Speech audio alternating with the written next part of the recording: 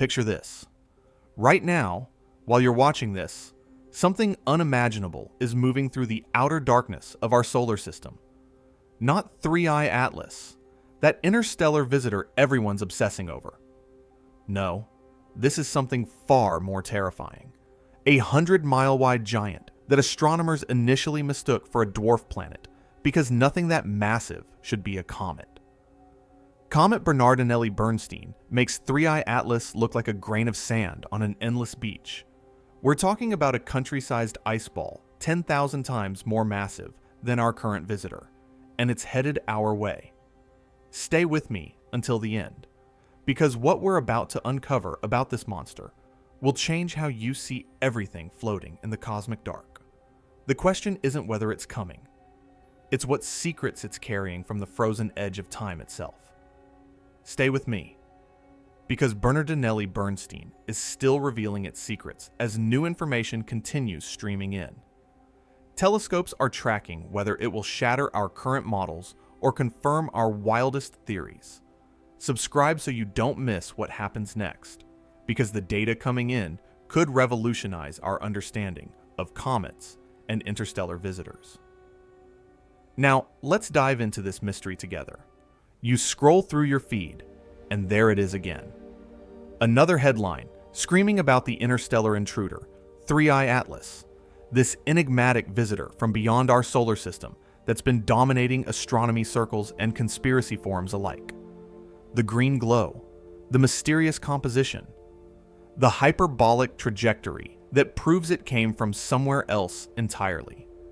Everyone's talking about it. Everyone's obsessed. But while you've been watching this cosmic pebble, something far more terrifying has been lurking in the data, waiting in the frozen dark. There's a monster out there, a genuine leviathan that makes 3i Atlas look like a grain of sand on an endless beach. Its name is Comet Bernardinelli Bernstein, and it's not just big. It's apocalyptically massive. We're talking about an object nearly 140 kilometers wide, a 100-mile monster that was so enormous, astronomers initially thought they'd discovered a dwarf planet. When they first spotted it in archival survey data, they had to double-check their calculations because nothing that large should be a comet. Nothing. Let me put this in perspective for you. 3i Atlas has a nucleus that Hubble Space Telescope measurements constrain to just a few kilometers at most. Maybe 5. Maybe 10 if we're generous. That's the size of a small city, sure, but it's nothing compared to what's creeping toward us from the Oort cloud. Bernardinelli Bernstein is approximately 140 kilometers across. Do the math. That's not 10 times bigger. That's not even 100 times bigger. That's 10,000 times more massive. 10,000 times. You want to understand the scale? Imagine 3i Atlas as a basketball. Now, imagine Bernardinelli Bernstein as a sphere the size of a football stadium. Actually, scratch that. Make it the size of several football stadiums stacked together. The comparison isn't even fair. So, why aren't we panicking? Why isn't this the headline dominating every news cycle? Because distance and time are still on our side, but the science behind this monster is already rewriting what we thought we knew about comets. And here's where it gets weird. Bernardinelli Bernstein is doing something comets aren't supposed to do. It's active. Right now. At a distance of 16.6 astronomical units from the Sun. For context, that's beyond Saturn's orbit. Way beyond where normal comets show any signs of life. And yet, the Atacama Large Millimeter Array, ALMA, detected molecular carbon monoxide jets streaming from this giant when it was still in the outer reaches of our solar system. Jets. At 16.6 AU. That's unprecedented. Comets are supposed to wake up when the sun's warmth starts sublimating their ices, turning solid material directly into gas. Water ice doesn't do much until a comet gets relatively close to the sun. But Bernardinelli Bernstein is spewing gas at distances where the sunlight is so faint you'd need a flashlight to read. This isn't speculation from amateur observers or fringe YouTube channels. This is hard data from one of the most sophisticated radio telescope arrays on Earth. Now contrast that with our current visitor. 3I Atlas might be small, but it's putting on quite a show. The James Webb Space Telescope recently analyzed its coma, that glowing cloud of gas and dust surrounding its nucleus, and found something peculiar. The composition is dominated by carbon dioxide, with water, carbon monoxide, dust, and ice mixed in. But here's the kicker. The ratio of carbon dioxide to water is unusually high compared to most comets we've studied. Most comets are dirty snowballs, heavy on the water ice. 3I Atlas seems to have different priorities. That green glow everyone keeps posting about, that's real too. As the comet approaches Earth, it's getting greener and brighter because outgassing diatomic carbon creates that eerie emerald tinge. It's not alien technology, it's chemistry. But it's chemistry that's making scientists scratch their heads because the behavior doesn't quite match our standard comet playbook. Multiple space missions have been tracking this thing with an intensity usually reserved for near-Earth asteroids that might actually hit us. Stereo spacecraft caught it. Punch did too. SOHO's been watching. TESS, the exoplanet hunter, took a break from finding distant worlds to observe this icy wanderer. Even Mars orbiters have been turning their instruments toward it when geometry allows.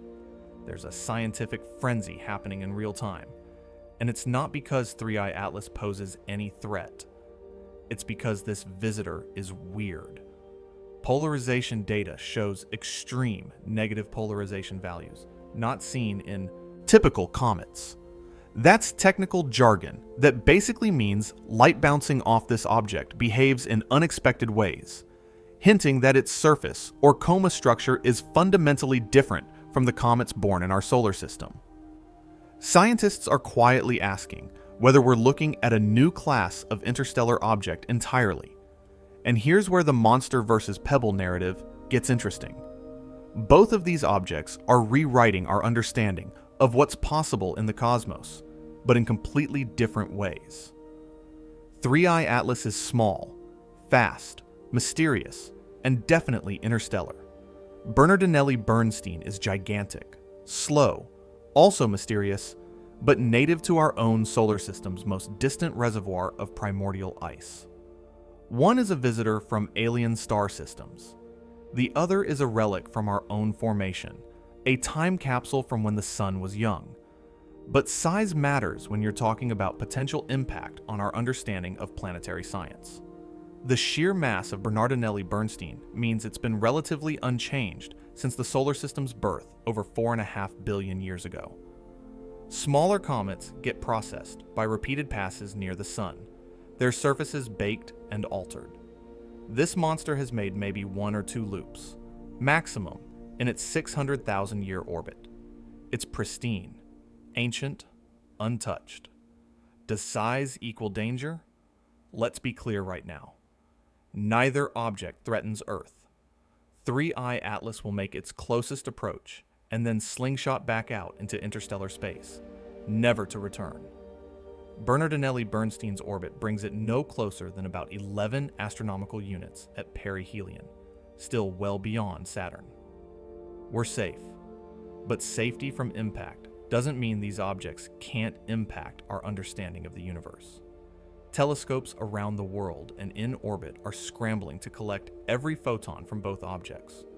Professional observatories are booking time. Amateur astronomers with backyard setups are contributing data. This is citizen science meeting cutting-edge astrophysics, and the data is piling up faster than anyone can fully analyze it. Here's what's keeping astronomers up at night. 3I Atlas is showing larger than expected dust production for its size. Its tail structure looks odd in some observations. Some researchers are noting behaviors that don't fit cleanly into textbook models of how comet outgassing should work. Nothing definitive yet. Nothing that screams artificial or engineered, but enough anomalies to keep speculation simmering on physics forums and academic preprint servers. Is the universe teasing us? Are these icy wanderers carrying messages encoded in their chemistry and behavior? Clues about star formation in distant systems and the early chaos of our own cosmic neighborhood? Every new observation seems to answer one question while raising three more. So while social media obsesses over whether 3I Atlas is an alien probe, a far more profound revolution in comet science is unfolding. We're learning that our categories might be too simple: interstellar versus native, active versus dormant, small versus large. The cosmos doesn't care about our neat little boxes, and these two objects are proving it with every data point we collect. What else have we been missing while we stared at the obvious? The James Webb Space Telescope doesn't lie. When humanity's most advanced infrared observatory turns its mirrors toward a comet, we get the truth about what that comet is made of. Sometimes whether we're ready for that truth or not. And what JWST found when it examined 3I Atlas is forcing scientists to quietly rewrite some assumptions they thought were solid. The coma, that glowing envelope of gas and dust surrounding the nucleus, tells us everything about what's boiling off the comet's surface. JWST's spectroscopy shows carbon dioxide as the dominant volatile, with water, carbon monoxide, dust grains, and various ices playing supporting roles. On the surface, that sounds normal enough. Comets have carbon dioxide. We've known that since we started getting close-up looks at these objects. But the ratio is what's strange. The amount of carbon dioxide compared to water is unusually high for what we'd expect from a typical comet. Let me explain why this matters. Water ice is the main ingredient in most comets we've studied from our solar system. H2O is stable, abundant, and it doesn't sublimate into gas until a comet gets reasonably close to the sun's warmth. Carbon dioxide, on the other hand, is more volatile. It starts turning from solid to gas at much greater distances and lower temperatures. A comet dominated by carbon dioxide should behave differently than a water ice snowball, activating earlier, producing different kinds of jets, creating a distinct signature in its coma. 3I Atlas is doing exactly that, but the proportions are off compared to comets born in our neighborhood. This chemical fingerprint suggests it formed in a colder environment, a stellar system where carbon dioxide condensed more readily than water, or where the available building blocks had different ratios entirely. It's like examining someone's DNA and realizing they grew up on a completely different diet than everyone else you've ever met. Now let's talk about the polarization weirdness, because this is where things get truly anomalous. When light scatters off particles in a comet's coma, it becomes polarized, meaning the light waves align in specific orientations. Scientists measure this polarization to understand the size, shape, and composition of dust grains surrounding the nucleus. Every comet we've studied shows predictable polarization patterns, every single one, except 3I Atlas. This object exhibits extreme negative polarization at certain angles, values that fall outside the range observed in typical comets. The data suggests the dust grains in its coma might be fundamentally different in structure or composition. Maybe they're more porous. Maybe they're made of different minerals. Maybe the ice-to-dust ratio is skewed in ways we haven't seen before. The bottom line is that light is interacting with this comet's material in ways that don't match our established database of cometary behavior. Are we looking at an interstellar comet built from the debris disk of a star nothing like our sun? Possibly. Star systems form with varying abundances of elements depending on the metallicity of the parent molecular cloud. A system richer in carbon might produce comets with higher carbon dioxide content and different dust mineralogy. 3I Atlas could be giving us our first detailed chemical profile of materials from another star's planet-forming disk. Then, there's the color change. As the comet has approached Earth over recent months, observers have documented it shifting from a relatively neutral color to that distinctive green hue. This isn't mysterious alien technology. It's diatomic carbon, C2 molecules, being released through photodissociation of organic compounds in the coma. Sunlight breaks apart larger carbon-bearing molecules, and the resulting C2 emissions glow green. We see this in many comets that get close enough to the sun. But here's the thing. The intensity and timing of this color shift, combined with the unusual composition, suggests 3I Atlas might have a different internal structure than solar system comets.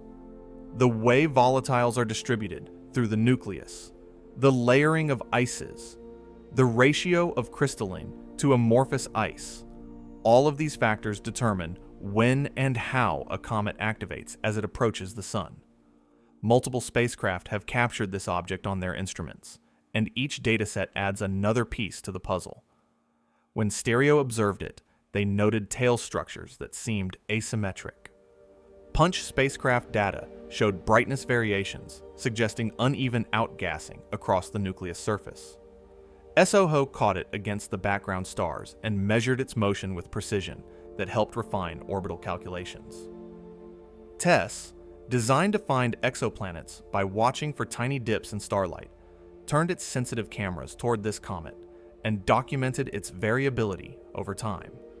Even Mars orbiters got in on the action. When 3I Atlas passed through certain orbital geometries, instruments aboard spacecraft orbiting the red planet could observe it from a different vantage point than Earth-based observers. Multiple viewing angles matter in astronomy. They let us build three-dimensional models of coma structure, track how jets evolve, and rule out instrumental artifacts. The dust production is another head-scratcher. For a nucleus estimated at just a few kilometers across, 3I Atlas is producing more dust than theoretical models predict. Either our size estimate is wrong, which is possible since measuring the nucleus size of an active comet is notoriously difficult, or the comet is unusually efficient at releasing dust particles into space. Perhaps its surface is more fragile than typical comets, crumbling readily under thermal stress. Perhaps subsurface pockets of volatile ices are rupturing and carrying dust with them in explosive bursts. Some observations have noted the dust tail doesn't quite match expectations for a comet of this size and activity level.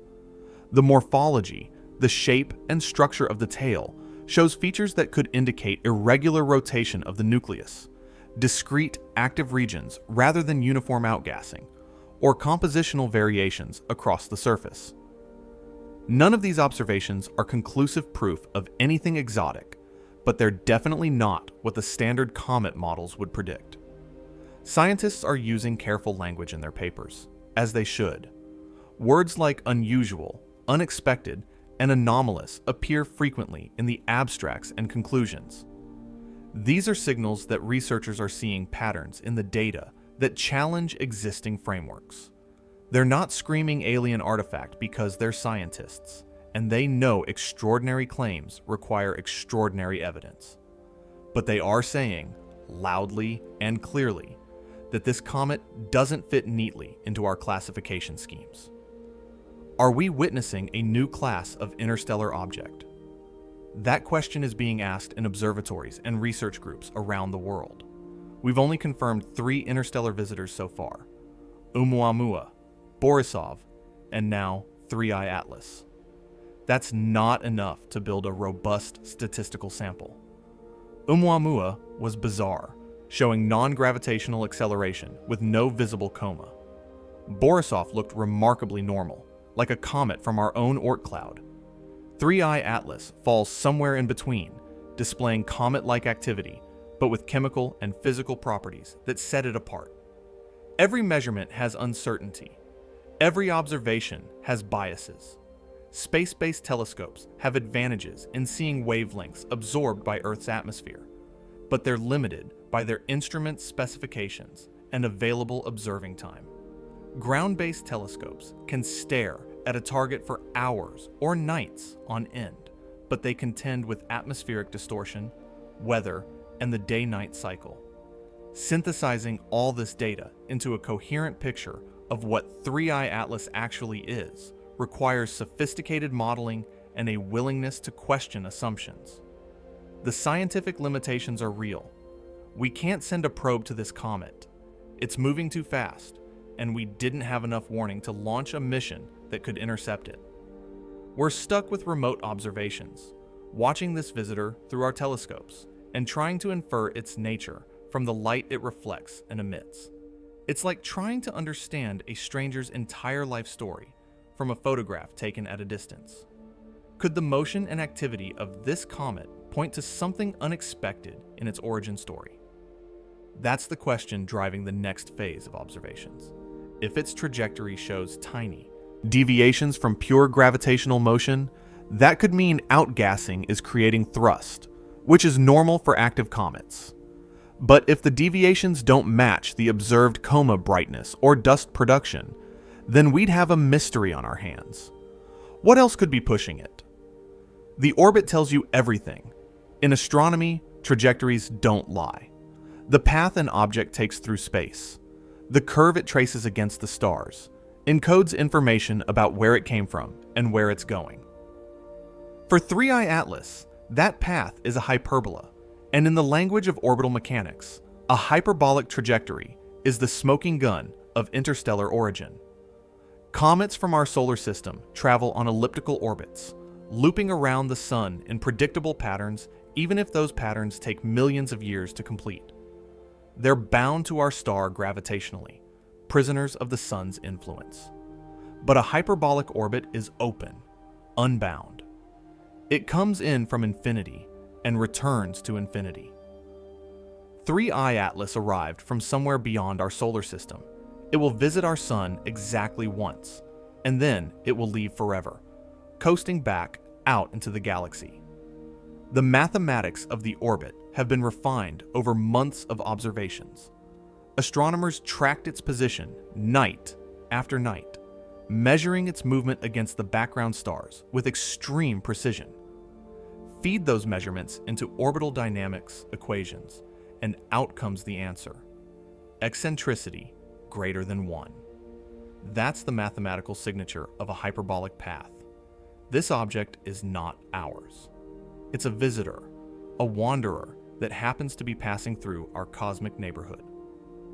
Perihelion is the moment of closest approach to the sun, and for 3I Atlas, that moment came inside the orbit of Mars. The comet dove into the inner solar system, swung around the sun, and began its long journey back out. Perihelion matters because it's when comets are most active, when the sun's heat is strongest, and the sublimation of ices reaches maximum intensity. It's when observers get their best chance to study what these objects are made of. NASA coordinated observations across multiple solar missions during the perihelion passage. Stereo spacecraft, positioned at different points in Earth's orbit to give stereo views of solar phenomena, turned their instruments toward the comet. Punch, designed to study the sun's outer corona, caught 3I Atlas passing through its field of view. SOHO, the venerable solar and heliospheric observatory that's been watching the sun since the 90s, added its decades of experience to the observing campaign. Even TESS, the Transiting Exoplanet Survey satellite, contributed data during windows when the comet was visible in its cameras. This coordinated effort represents a new era in space science. We have enough spacecraft with complementary instruments and overlapping fields of view that we can track unexpected visitors like this from multiple angles simultaneously. It's like having security, cameras covering every entrance to a building. Miss something from one view, and another camera might catch it. But here's where the narrative gets tense. Some observers, both professional astronomers and serious amateurs with high-quality equipment, have reported anomalies. Unusual jet activity that doesn't align perfectly with the sun-comet geometry. Timing discrepancies where the comet seemed to brighten or dim at moments not predicted by standard outgassing models. Tail morphology showing structures that could suggest non-uniform rotation or discrete active vents rather than smooth outgassing. These observations come from amateur physics forums, observational reports submitted to professional databases, and the kind of careful data analysis that happens when dedicated observers spend night after night tracking a target. They're not fabrications or misidentifications. They're real measurements that don't quite fit the theoretical expectations. What would it mean if the comet's arrival was slightly early? if the orbit showed tiny accelerations beyond what pure gravity would predict. For normal comets, this happens all the time. It's called non-gravitational acceleration, and it's caused by the rocket effect of outgassing. As ices sublimate into gas and stream away from the nucleus, they carry momentum with them. Newton's third law applies. The comet gets a tiny push in the opposite direction. Over time, these tiny pushes can measurably alter the orbit. Scientists expect this. They model it. They account for it in their predictions. But what if the magnitude of the acceleration doesn't match the observed brightness of the coma? What if the comet is getting more push than the amount of visible outgassing would explain? That's when eyebrows start rising in the research community. Fringe theories from public forums have already leaped to conclusions. Artificial propulsion, alien probes, controlled flight. These ideas circulate on social media and conspiracy websites with the kind of breathless certainty that science doesn't permit. So far, there's no confirmed evidence of anything beyond normal cometary behavior. Nothing that would stand up to peer review. Nothing that would convince the skeptical majority of the scientific community. But absence of evidence isn't evidence of absence, and that's what keeps the speculation alive. Let's compare 3I Atlas to the other interstellar visitors we've identified. Oumuamua arrived in 2017, a tumbling cigar-shaped object that showed no coma, no tail, no obvious signs of cometary activity. Yet it accelerated away from the sun in a way that couldn't be explained by gravity alone. The leading hypothesis is that it was outgassing something transparent, maybe hydrogen ice, that didn't show up in telescopes. But the acceleration was real, and it was measured by multiple observatories. Borisov came next in 2019, and it looked like a completely normal comet. Water vapor, dust, carbon, monoxide, everything you'd expect. Its composition matched comets from our own solar system so closely that some scientists joked it must have gotten homesick and traveled light years to visit our sun. If Borisov proved interstellar comets can be ordinary, 3I Atlas is proving they can also be strange. Some observers point to anti-solar jets, outgassing features that don't point directly away from the sun as simple sublimation models would predict. Comets can have active regions that face different directions due to the rotation of the nucleus and the irregular shape of the surface. But when jets point in directions that seem to defy the expected illumination geometry, it raises questions. Are we seeing subsurface vents? Are there isolated pockets of volatile ices that erupt independent of the main coma activity? Mainstream science isn't ready to call any of this alien or engineered. The burden of proof for extraordinary claims is extraordinarily high, and rightly so. Every anomaly needs to be examined from every conventional angle before anyone seriously proposes unconventional explanations. But that doesn't stop scientists from being frustrated or excited by questions that don't have easy answers. I've read interviews with researchers who admit, off the record, that some of 3I Atlas's behaviors are puzzling. They use phrases like, "We need more data," and it's not inconsistent with natural processes, which is scientist speak. For we're not sure what's happening here, but we're not ready to panic. The scientific method demands patience, reproducibility, and skepticism towards spectacular claims. What makes this challenging is that 3I Atlas will only give us one shot at observation. It's not coming back. Every photon we collect from this visitor is irreplaceable data. Miss something now and it's gone forever, racing back toward interstellar space at speeds we can barely comprehend. If this comet challenges our models of how icy bodies behave, what does that mean for all the other giant ice repositories out there? For the Oort clouds surrounding our solar system? For the Kuiper Belt? For the planet-forming disks around young stars? If interstellar comets carry chemistries and structures we didn't predict, then maybe our theories about solar system formation need adjustment. Maybe the diversity of cometary populations across the galaxy is far greater than our limited sample size has revealed. Comet Bernardinelli Bernstein is a monster that makes you question whether our definitions of what constitutes a comet are too narrow. When astronomers first identified this object in archival survey data, they had to check their calculations multiple times because the size estimates seemed impossible. Comets aren't supposed to be this big. Asteroids can be large. Dwarf planets can be massive. But an active comet with a nucleus approximately 140 kilometers in diameter? That pushes the boundaries of our classification systems. Let's talk scale. Most comets have nuclei measuring a few kilometers across, maybe 10 or 20 if they're on the larger end of the distribution.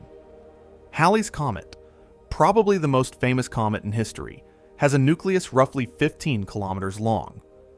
Hale-Bopp, the spectacular comet that graced our skies in 1997, has a nucleus estimated around 60 kilometers. Both of these were considered large comets. Bernardinelli Bernstein is approximately 140 kilometers across. It's more than twice the size of Hale-Bopp, and nearly 10 times the size of Halley. This object is so enormous that when it first appeared in data from the Dark Energy Survey, researchers initially classified it as a minor planet, or possible dwarf planet. Only after careful analysis of its brightness and orbital characteristics did they realize they were looking at a comet, albeit the largest one ever observed from the Oort cloud. The discovery story itself is fascinating. The comet was hiding in archival data for years before anyone realized its significance. Astronomers Pedro Bernardinelli and Gary Bernstein were mining through Dark Energy Survey images, looking for distant solar system objects, when they spotted this massive, moving target. Further investigation revealed it had been captured in images going back to 2014, sliding through the outer solar system unrecognized. How do you lose track of something 140 kilometers wide? Because space is incomprehensibly vast, and our solar system's outer reaches are incredibly dark. The orbit is what takes this from interesting to cosmically significant.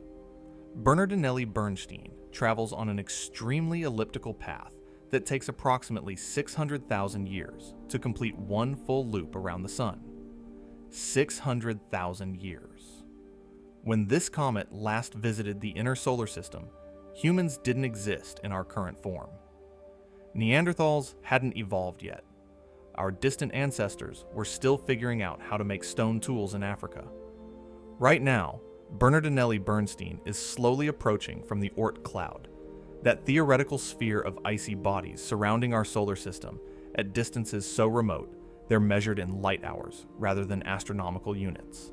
Its perihelion, the closest it will get to the Sun on this pass, will be around 11 astronomical units, just inside Saturn's orbit. That's still incredibly far away in human terms, but in cosmic terms, it's practically a close shave for an object this massive coming in from the outer darkness. Here's what broke astronomers' brains. The comet was active at 16.6 astronomical units from the Sun. The Atacama Large Millimeter Array detected molecular carbon monoxide jets streaming from the nucleus when it was beyond the orbit of Uranus. Carbon monoxide at 16.6 AU. That's not supposed to happen according to our standard comet models. Comets activate when solar radiation heats their surfaces enough to sublimate ices directly from solid to gas. Water ice doesn't sublimate significantly until a comet gets inside Jupiter's orbit, maybe 5 astronomical units from the Sun. Carbon dioxide can start outgassing earlier, perhaps around 10 AU, but carbon monoxide is even more volatile, and detecting CO jets at 16.6 AU suggests this comet's internal physics or chemistry operates differently than typical comets. ALMA's observations weren't ambiguous. They detected clear spectral signatures of carbon monoxide emissions, mapped the gas distribution around the nucleus, and confirmed these were real jets, not just instrumental noise or background contamination. This is hard science from one of the most sophisticated radio telescope arrays humans have ever built. Why is Bernardinelli Bernstein active so far from the Sun? Several theories compete for explanatory power. Maybe the comet's interior contains crystalline ice structures that release trapped gases as cosmic rays and faint sunlight gradually warm the subsurface layers. Maybe radioactive decay of elements in the nucleus provides enough internal heat to drive sublimation from below. Maybe the sheer size of the object means it retains primordial heat from its formation over 4 billion years ago. Or maybe giant comets like this have fundamentally different compositions than smaller comets. Perhaps they preserve volatile ices that smaller objects lost early in their lifetimes. Perhaps their formation region in the early solar system was colder or richer in certain molecules, and that difference persists today. This discovery connects directly to theories of solar system formation. The Oort cloud is thought to contain leftover debris from the planet-forming epoch, icy planetesimals that were ejected to enormous distances by gravitational interactions with the giant planets. If objects the size of Bernardinelli Bernstein are lurking out there, it means the early solar system was even more violent and chaotic than we imagined, capable of flinging country-sized ice balls into orbits that take longer than human civilization to complete. How many more are there? That's the question that keeps planetary scientists up at night. We've only discovered Bernardinelli Bernstein because it's enormous, and because we happen to have survey telescopes scanning the right patch of sky at the right time with sensitive enough detectors to spot it. Smaller giant comets, say 50 or 80 kilometers across, would be proportionally dimmer and harder to find. The Oort cloud could be filled with dozens or hundreds of these monsters, silently orbiting in the frozen dark, invisible until they venture close enough for our instruments to detect. The size versus brightness relationship means we're severely limited in what we can detect. An object's brightness as seen from Earth depends on its size and its distance and its surface reflectivity. Bernardinelli Bernstein is bright enough to spot because it's so massive, but even it was missed for years in archival data. Imagine all the slightly smaller objects we're completely blind to because they haven't happened to pass through a surveyed field. Compare this to other famous large comets, and the scale becomes visceral. Hale-Bopp put on a spectacular show visible to the naked eye for months in 1997. Its 60-kilometer nucleus was considered enormous at the time. Hyakutake in 1996 had a smaller nucleus but approached closer to Earth, creating a stunning tail across the night sky. Both of these were impressive, memorable comets that entire generations remember. Bernardinelli Bernstein is more than twice the size of Hale-Bopp. When it reaches its maximum brightness in the coming years as it approaches perihelion, even at its distant 11 AU, it should be visible to amateur astronomers with modest telescopes. For professional observatories with large mirrors and sensitive detectors, it will be a goldmine of data, a chance to study a pristine Oort cloud object in unprecedented detail.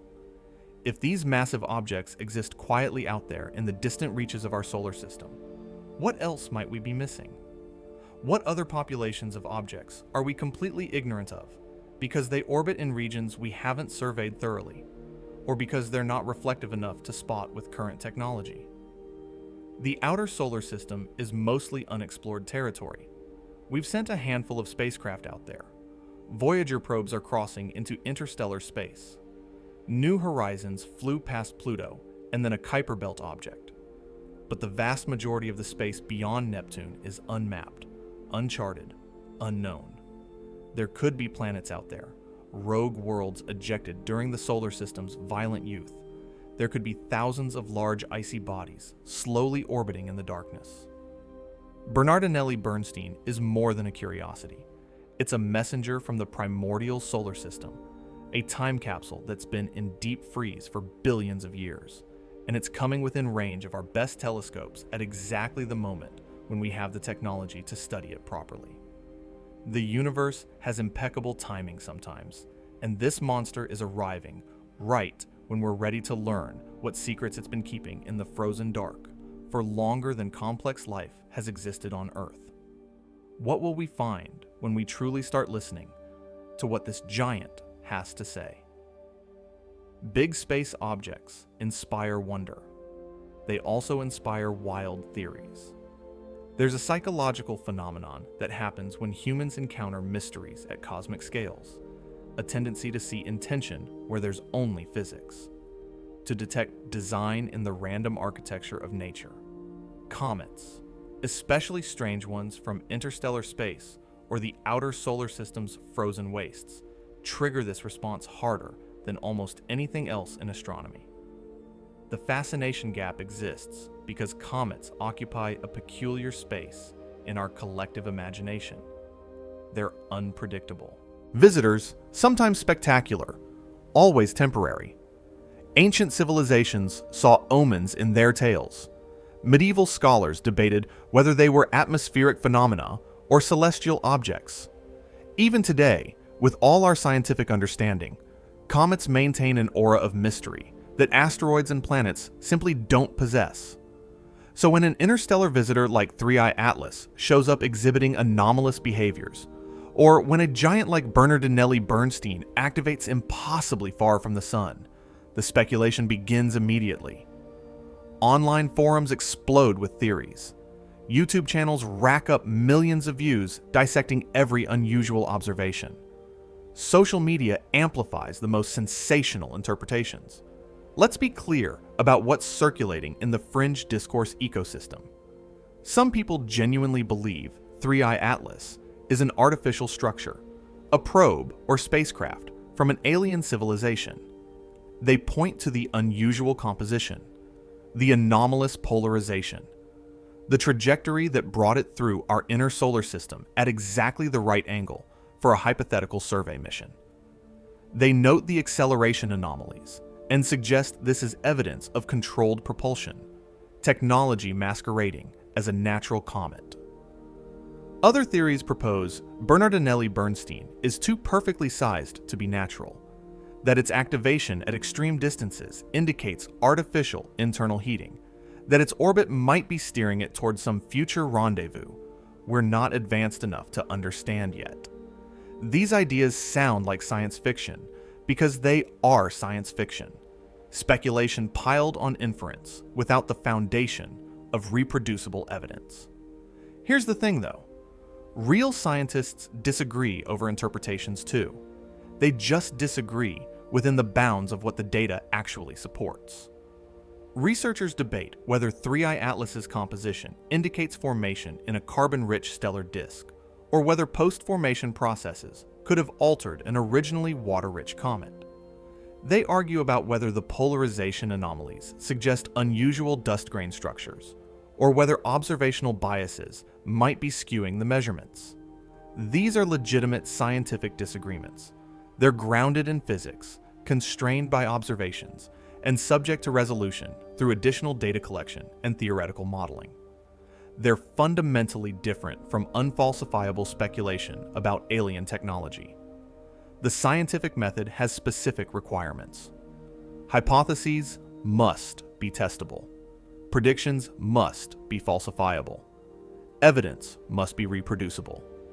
If you claim a comet is showing artificial acceleration, you need to demonstrate that natural mechanisms can't explain the observations, and you need to provide a mechanism by which the artificial acceleration would work and what signatures it would produce that we could measure. So far, every claimed anomaly in 3I Atlas's behavior has plausible natural explanations. The composition differences? Interstellar comets formed in different chemical environments. The polarization oddities? Different dust grain compositions or structures. The acceleration? Outgassing creating thrust, possibly from volatiles we can't easily detect from Earth. None of these explanations are proven, but they're all consistent with known physics and chemistry.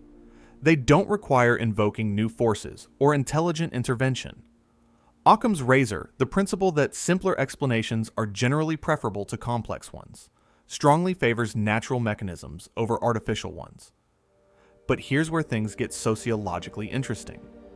Some astrophysicists, a very small minority, have publicly entertained speculative interpretations that border on the extraordinary.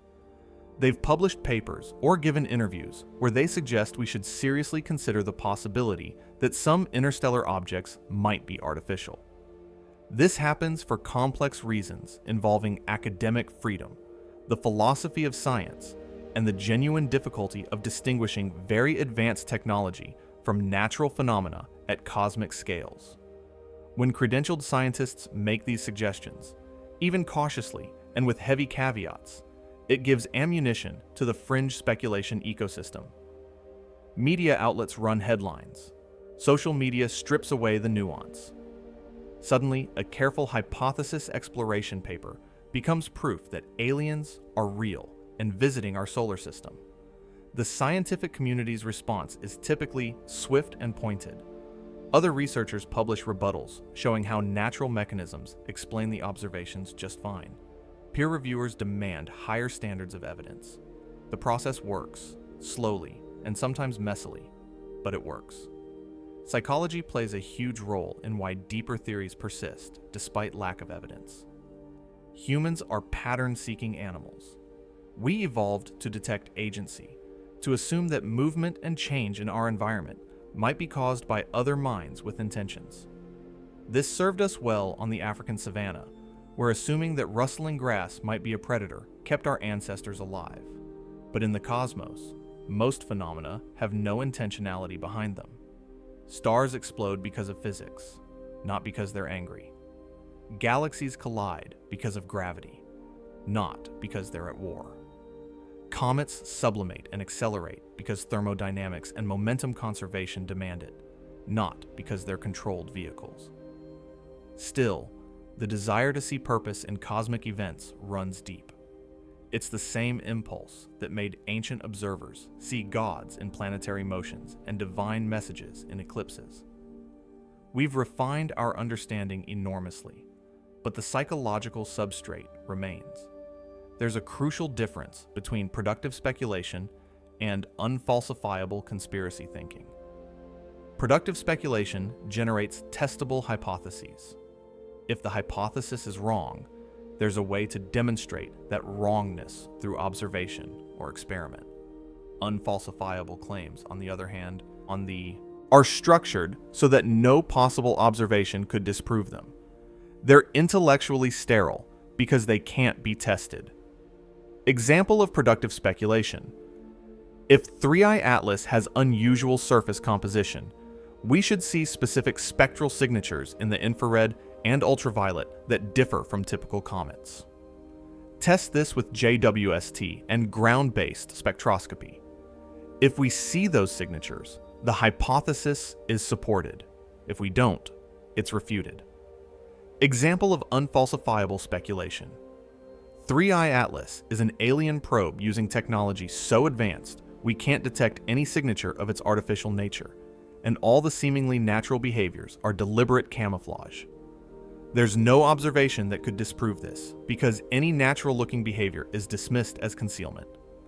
Scientists engage in the first type of speculation constantly. It's how science progresses. The second type is anti-scientific and leads nowhere. What upcoming observations could resolve some of these debates?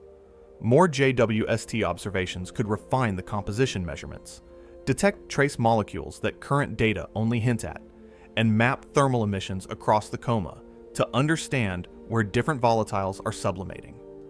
High-resolution polarimetry from large ground-based telescopes could characterize the dust grains in more detail. Continued tracking of the orbit could determine if any acceleration anomalies are real and if they correlate with observable outgassing events. For Bernardinelli Bernstein, observations as it approaches perihelion over the next few years will be critical. Spectroscopy can reveal what molecules are driving the distant activity. Imaging can map the coma structure and potentially detect discrete jets or active regions on the nucleus. Radio observations can track carbon monoxide and other volatiles in real time. The distinction between serious scientific speculation and conspiracy theories is important, but sometimes blurry to outside observers. Both involve uncertainty. Both acknowledge gaps in our knowledge. But scientific speculation is constrained by evidence, committed to changing when data demands it, and focused on building testable models. Conspiracy thinking is rigid, dismisses contradictory evidence as part of the conspiracy and resists falsification. As we prepare to dive into the broader context of recent astronomy discoveries, keep in mind that the cosmos is genuinely stranger than most science fiction. Real physics produces neutron stars that spin hundreds of times per second, black holes that warp space-time into oblivion, and galaxies that collide over billions of years. We don't need to invoke aliens to find wonder in the universe. The universe provides plenty of wonder all by itself, and these comets are proving that once again with every observation we collect.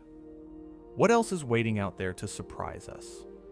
2025 is turning out to be a remarkable year for comet science, and not just because of the 3I Atlas spectacle or the slow approach of Bernardinelli Bernstein. A newly discovered distant active comet shattered records for activation thresholds, forcing astronomers to rethink how far from the sun these icy bodies can begin their transformation from frozen rock to glowing, gas-spewing visitor. The headline hit astronomical circles with appropriate fanfare. A comet exhibiting clear activity near the distance of Uranus's orbit, approximately 19 astronomical units from the Sun, was confirmed through spectroscopic analysis and thermal emission detection. Previous distant activity records topped out around Jupiter's orbit, maybe 6 or 7 AU for the most volatile-rich specimens. Pushing that boundary out to Uranus distance represents nearly a tripling of the activation range. This discovery is surprising because the physics shouldn't work. Sunlight intensity follows an inverse square law, dropping off rapidly with distance. At Uranus distance, the Sun appears as a bright star, but delivers only a tiny fraction of the radiant energy that Earth receives. There simply shouldn't be enough heat to drive significant sublimation of water ice, or even most carbon dioxide ice under standard models. So what's happening? How do we detect comet activity anyway? And what does activity even mean at these distances? Activity detection relies on multiple techniques. Spectroscopy can identify emission lines from specific molecules like carbon monoxide, cyanogen, or hydroxyl radicals that form when water molecules break apart under ultraviolet radiation. Thermal infrared observations can detect excess heat that indicates sublimation processes are actively cooling the surface. Imaging can reveal the development of a coma, that fuzzy envelope of gas and dust that distinguishes active comets from dormant ones. Dust tails form when sunlight pressure pushes particles away from the nucleus, creating those classic sweeping structures. All of these signatures have been detected in this newly discovered distant comet, confirming it's genuinely active and not just reflecting sunlight off an inert surface. The spectroscopic data showed clear molecular emission bands. The infrared measurements revealed thermal anomalies inconsistent with a passive, sun-warmed surface. The imaging captured the unmistakable fuzziness of a developing coma, proof that gas and dust were actively streaming away from the nucleus. The confirmation process involved multiple independent observatories. Ground-based telescopes in Chile, Hawaii, and the Canary Islands all contributed data. Space-based infrared observatories added their measurements. When multiple instruments using different techniques all converge on the same conclusion, confidence in the discovery becomes bulletproof. This wasn't a fluke or an instrumental artifact. This was real comet activity happening where it shouldn't be possible. The connection to Bernardinelli Bernstein is impossible to ignore. Here we have two separate objects discovered independently, both showing comet activity at distances where our textbooks said activity shouldn't occur. Are we seeing a pattern? Is our understanding of comet activation fundamentally incomplete? The timing of these discoveries raises questions too. Are we only now finding these distant active comets because our instruments have finally become sensitive enough? Or is there something about this particular era in the solar system's evolution that's triggering more distant activity than we've seen in previous centuries? Solar activity cycles could play a role. Cosmic ray flux varies over time. Even the solar system's position in its orbit around the Milky Way galaxy exposes us to different radiation environments over millions of years. One possibility is that we've underestimated the role of super volatile ices like carbon monoxide and methane in comet nuclei. These compounds sublimate at much lower temperatures than water or carbon dioxide. If comets contain significant reservoirs of CO or methane ice, especially in subsurface layers protected from space weathering, they could outgas vigorously even in the frigid environment of the outer solar system. The subsurface protection matters because space is a hostile environment. Cosmic rays and solar wind particles constantly bombard exposed surfaces, breaking chemical bonds and altering compositions. But a few meters below the surface, ices remain pristine, protected from this weathering. As a comet slowly warms or as sublimation of outer layers exposes deeper material, these protected volatile reservoirs can suddenly vent to space, creating activity that seems disproportionate to the available solar heating. Another hypothesis involves the crystallization of amorphous ice. When water freezes very slowly under calm conditions, it forms crystalline ice with an ordered molecular structure. But if water freezes rapidly or under turbulent conditions, it can form amorphous ice, a disordered glassy state. Amorphous ice is energetically unstable. Over time, it wants to reorganize into crystalline ice, and that phase transition releases heat. In theory, a large comet composed partly of amorphous ice could generate internal heat through crystallization, driving sublimation from within even when external heating from the sun is minimal. The timescales for this crystallization process are measured in millions of years for large objects. A comet spending eons in the Oort cloud at temperatures barely above absolute zero might accumulate significant amounts of amorphous ice. As it begins a long, slow journey toward the sun, even the tiny increase in temperature at 19 AU might be enough to trigger the crystallization transition, releasing stored energy and activating the comet from within. Cosmic ray heating offers a third mechanism.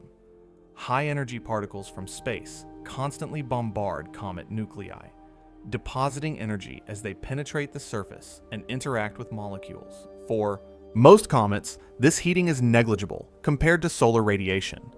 But at very large distances, where sunlight is weak, cosmic rays might become the dominant heat source, gradually warming subsurface layers until volatiles begin to sublimate. The energy deposition from cosmic rays is remarkably constant over time and independent of distance from the sun. A comet at 50 AU receives the same cosmic ray dose as a comet at 5 AU.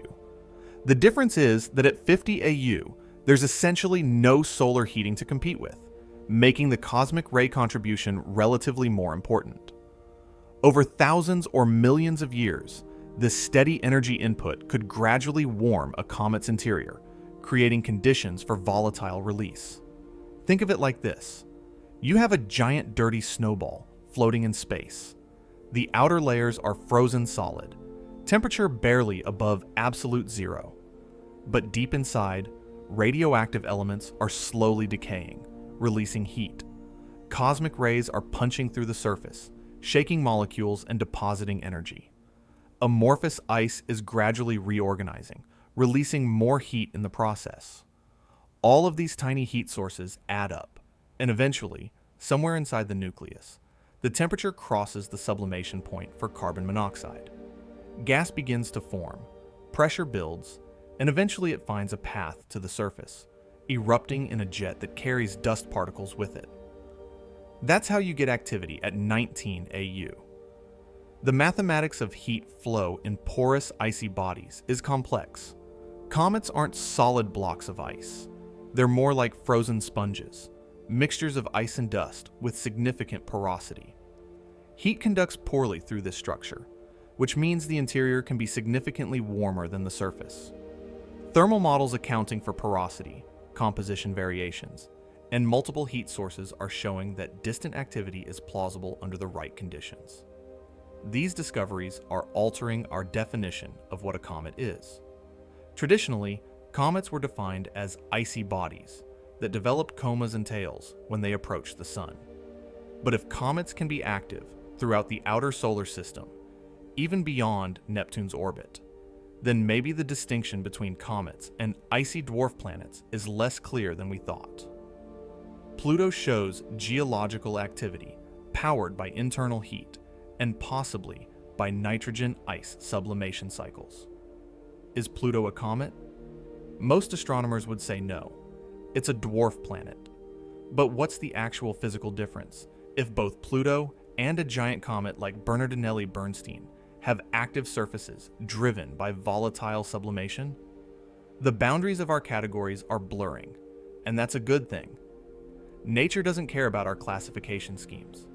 Objects exist on a continuum of sizes, compositions, and behaviors. Forcing them into neat boxes was always a convenience for human understanding, not a reflection of underlying physical reality. Consider the centaurs, those enigmatic objects orbiting between Jupiter and Neptune that show characteristics of both asteroids and comets. Some are inert, some are active. Some switch between states depending on their orbital position. Are they asteroids? Are they comets? The answer is that they're centaurs, their own category that defies simple classification. The astronomical community's response to these distant activity discoveries has been enthusiastic. Conference presentations are incorporating the new data. Theoretical papers are being written to explain the mechanisms. Amateur astronomers with backyard telescopes are being recruited to help with monitoring campaigns, contributing photometry data that professionals use to track brightness variations over time. This is citizen science at its best. Someone with a modest setup in their backyard can make measurements that, combined with data from hundreds of other observers worldwide, provide temporal coverage no single professional observatory could match. The comet community has always been collaborative, and modern digital communication makes that collaboration more effective than ever. Professional observatories have limited time available. Competition for telescope access is fierce, but amateur observers can monitor targets every clear night, building long-term light curves that reveal patterns invisible in sparse professional datasets. When a distant comet shows unexpected brightness changes or develops asymmetric features in its coma, it's often amateur observers who notice first and alert the professional community to look closer. Looking ahead, upcoming telescopes and space missions will revolutionize our ability to track distant comet activity. The Vera Rubin Observatory, when it begins full operations, will survey the entire visible sky every few nights, automatically detecting new objects and tracking known ones. It will find distant comets we currently miss entirely, building a statistical sample large enough to understand how common these early activating objects really are. JWST will continue to provide compositional data unmatched by any other facility. Its infrared sensitivity is perfect for studying the cold outer solar system, and its spectroscopy can identify molecules that visible light telescopes can't detect. The Nancy Grace Roman Space Telescope will bring unprecedented wide-field imaging capabilities, potentially spotting comets in the outer solar system that are too faint for current surveys. Its planned launch in the coming years will add another powerful tool to our arsenal for understanding the solar system's icy population. Ground-based facilities are improving too. Adaptive optics systems that correct for atmospheric turbulence are getting better every year. New giant telescopes with 30-meter class mirrors are under construction. Interferometric techniques that combine light from multiple telescopes to achieve higher resolution are becoming more practical for solar system observations. If comets can surprise us with distant activity, what might 3i Atlas still reveal as we continue analyzing data from its passage? The comet is receding now, dimming as it heads back toward interstellar space, but scientists are still poring over terabytes of observations collected during its months of visibility. Every spectrum, every image, every measurement could contain a clue we haven't noticed yet. The analysis phase of major astronomical events often lasts far longer than the observation phase, and sometimes the most interesting discoveries come months or years after the event, when researchers notice subtle patterns in archived data. What patterns are waiting in the 3i Atlas dataset? The data mining process is meticulous. Researchers write software to search for specific spectral signatures, to track brightness variations on timescales from minutes to months, to correlate changes in the coma with the comet's distance from the sun or its orientation in space. Machine learning algorithms are being trained to identify unusual features that human eyes might miss. Every discovery in the archived data generates new questions, new hypotheses to test against the remaining observations. This is how science advances in the era of big data. The observations themselves might take weeks or months. The analysis takes years, and the implications reverberate through the field for decades, reshaping our understanding and guiding future observations. These distant active comets are teaching us that we still have so much to learn about even our own cosmic backyard.